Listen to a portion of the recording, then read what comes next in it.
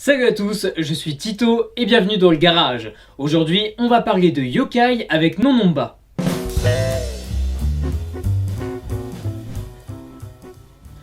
Nononba, c'est un manga de l'auteur Shigeru Mizuki qui est sorti en 1992 au Japon et en 2006 en France chez les éditions Cornelius. Il n'y a qu'un seul tome et il s'est vu décerner le prix du meilleur album au Festival de la BD d'Angoulême en 2007.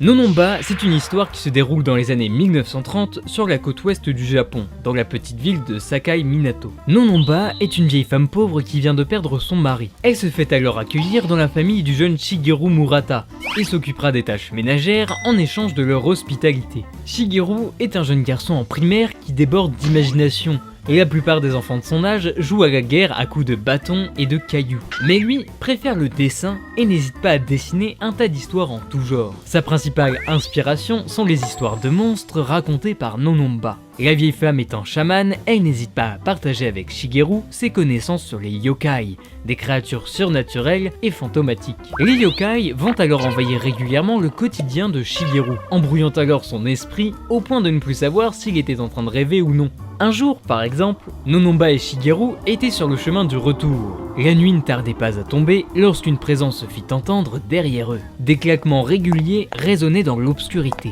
Shigeru se mit à paniquer, mais Nononba lui expliqua alors qu'il n'y avait pas besoin de s'inquiéter. C'est Beto-Beto-san qui nous suit. Il suffit de le laisser passer devant en disant « Après vous, Beto-Beto-san ». Shigeru, tremblant comme une feuille, bafouilla ces quelques mots, et à son grand étonnement, la présence disparut quelques instants après. Mais pourtant, il n'avait vu aucun monstre. Nononba lui expliqua alors que ce yokai était transparent, et que cela devait être l'âme d'un chat ou d'un chien qui traînait par là, si ce n'était pas l'âme du suicidé qui s'était échoué quelques jours auparavant. Nononba nous raconte ici l'enfance de l'auteur en nous entraînant dans le quotidien de la famille Murata au travers des yeux du jeune Shigeru. Le jeune garçon n'est pas spécialement fort à l'école et préfère largement la voie de l'art et du dessin, une voie qui est d'ailleurs encouragée par ses parents. Il découvre alors le monde en compagnie de Nononba, qui nourrit son imaginaire en le sensibilisant à l'existence des yokai. Dans les croyances animistes, il réside en chaque être vivant, objet ou élément naturel, une force vitale ou une âme. C'est ce qui rend donc l'existence des yokai possible, même si on ne les voit pas. Et comme Shigeru Mizuki le disait lui-même, ce n'est pas parce qu'on ne les perçoit pas que les choses invisibles n'existent pas. Cette œuvre étant considérée comme un récit autobiographique, elle retranscrit le Japon d'avant-guerre avec un certain réalisme. Avec des personnages aux traits caricaturaux et des décors détaillés, Nononba nous initie à la vie aux côtés de Shigeru, dans cette histoire évoquant aussi bien des problématiques d'enfants que d'adultes. Mais le monde mystérieux des yokai est toujours là pour nous envoûter, tout en guidant le cœur du jeune Shigeru dans les moments difficiles, en l'aidant à mieux comprendre le monde qui l'entoure.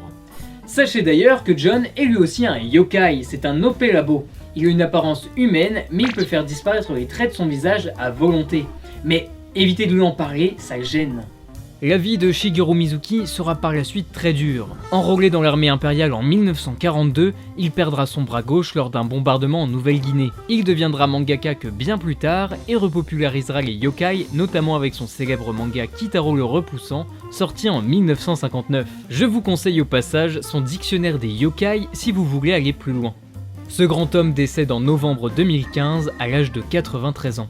Dans une interview, Shigeru Mizuki explique que les yokai ont commencé à disparaître avec l'arrivée de la lumière artificielle. Étant donné qu'ils ne peuvent vivre que dans la pénombre, les yokai sont de plus en plus difficiles à observer de nos jours.